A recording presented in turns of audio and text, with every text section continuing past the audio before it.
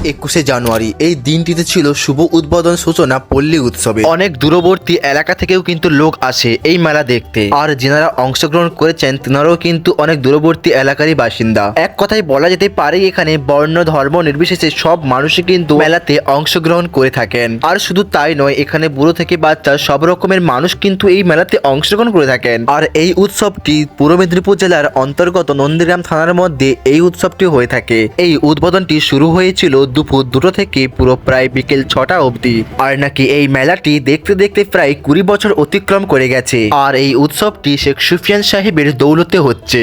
তাই যারা এই উৎসবের পুরো ফুল ভিডিও চাই তারা নিচে আমাকে কমেন্ট করতে পারে, তাহলেই আমি এই ভিডিওর পুরো ফুল লিংক আমি নিচে ডেসক্রিপশনে দিয়ে দেব।